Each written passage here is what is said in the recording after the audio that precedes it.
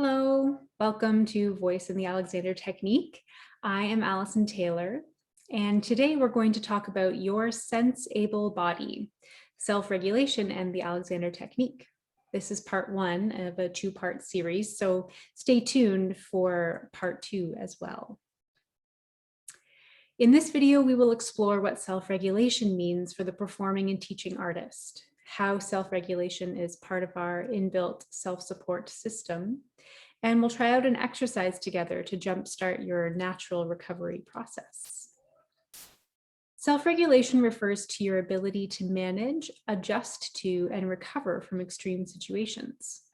This can include emotional and psychological self-regulation and physiological self-regulation. It can be a conscious or unconscious process. It can be useful to build self-awareness around how you self-regulate, both consciously and unconsciously, because your system craves homeostasis, equilibrium, balance in order to function and relate optimally in the world. Whatever optimal is for you, this will be different for each individual. So in short, a healthily, optimally functioning human is designed to be able to return to homeostasis after a moment or period of stress or stimulation. So we're designed to be able to adjust to the regular ups and downs of daily life. When we experience a stressful stimulus or situation, our nervous systems become activated. So you might have a sense of what that feels like in your own body. Think of a moment when you felt a little bit of stress or had a little bit of a shock, and notice what happens in your own body. So throughout the day, from moment to moment, we naturally move through a process of arousal and recovery. And we're generally able to recalibrate using our built-in tools that we've learned to self-regulate, various strategies and unconscious ways of coping with stress. So now I'm going to share an example of this recalibration process from the natural world. And while you're listening, I want to invite you to track your own nervous system responses. So I want you to notice in your own body, while you follow the ups and downs of the story, notice the ups and downs and sensations that arise in your own self. This is the threat safety processing cycle, starring the bunny and the fox. A bunny lazily munches on some clovers. It is relaxed and at ease, free to notice the grass, free to notice the butterfly, free to notice the sounds of the birds. Suddenly, the bunny notices a fox approaching. The bunny freezes for a moment, assessing the potential threat, and then quickly breaks into a run, racing to a safe place. Once the bunny gets to a safe spot where the fox can't enter, the bunny will lie down and shake. This shaking is how the bunny processes the effects of this stressful moment. The shaking releases muscle tension and helps to process the excess adrenaline. This process is the bunny's way of supporting its nervous system to recover and repair so that it can go back to nibbling clovers and living its bunny life.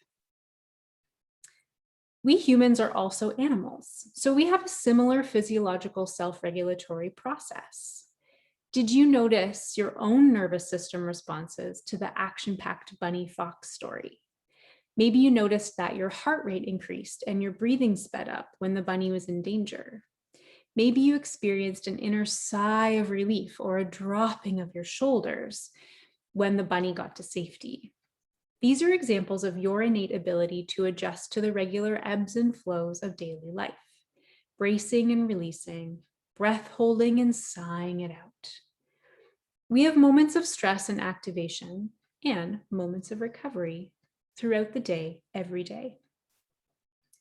For our psychological and emotional self-regulations as humans, we can also draw on interpersonal supports like telling a trusted friend about a stressful situation or getting a hug when we feel sad or scared. Can you think of some other examples from your own life of the ways that you self-regulate when you're in pain, for example, or when you're experiencing a level of discomfort, or even when you're just feeling a bit off? What are your go-tos? In some circumstances, however, our innate process of recovery and repair gets interrupted. For whatever reason, we may learn that it's not okay to self-soothe or to be supported when we're sad or angry or scared. Our family or school or work culture may have certain rules around needing to toughen up, for example, or at some point we may learn that we have to hold it together for everyone else.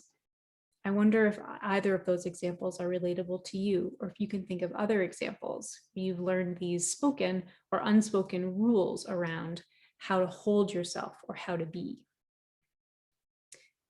The natural release of shaking or crying or getting a hug or moving when you need to move might not have been modeled or accepted in certain situations throughout your life.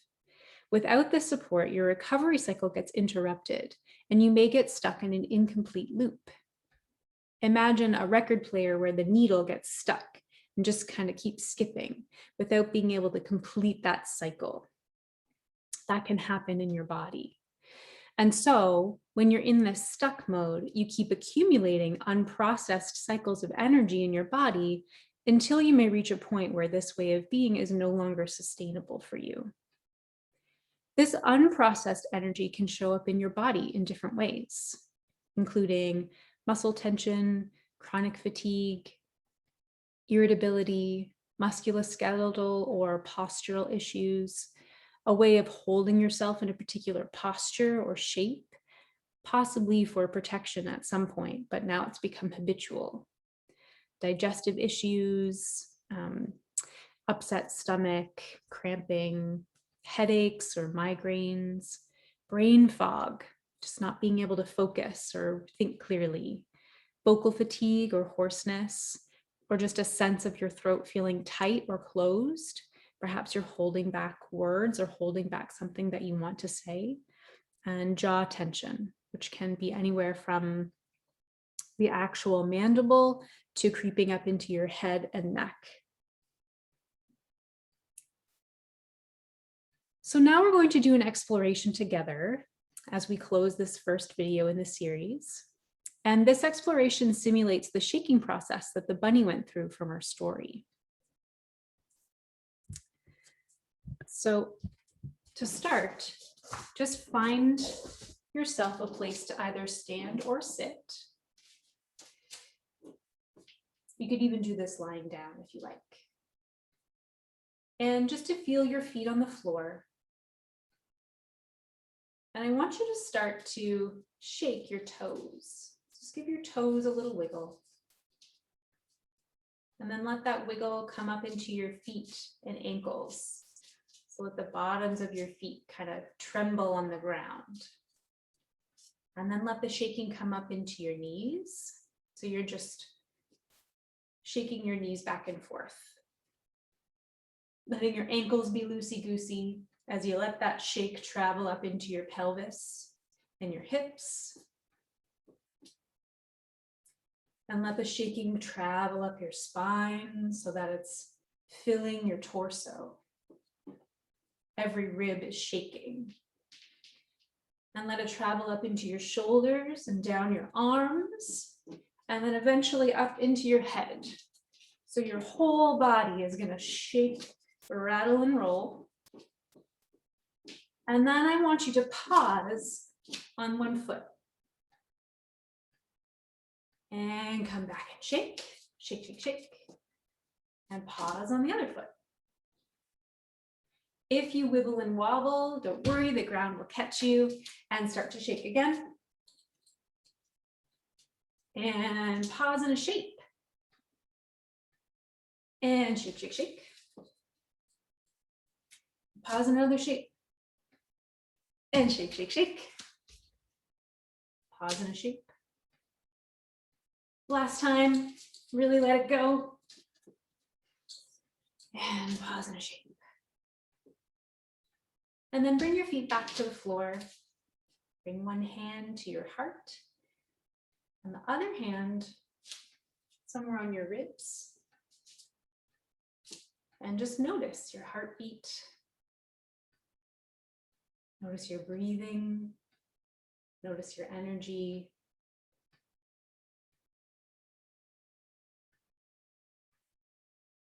just to notice how you feel.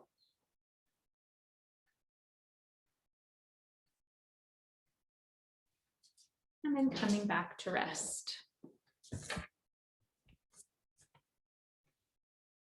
So that brings us to the end of part 1 of the self-regulation and Alexander technique series. Let me know in the comments what did or didn't resonate for you. And if you'd like access to a free self-regulation resource, be sure to put hashtag self-regulation in the comments below, and I'll be sure to get that freebie to you right away. Thanks for tuning in today. As always, I hope you found some tasty morsel from this video to take into your singing, into your creating, into your teaching. Stay tuned for part 2 of the series, where we'll talk about how embodied work, like the Alexander technique, can support your healthy, functioning self-regulation on a day-to-day basis. And if you are stuck, embodied work like the Alexander technique can help bring some awareness to your stuck places so that you can get some inner life and movement going again. Thanks again for tuning in, and I'll see you next time.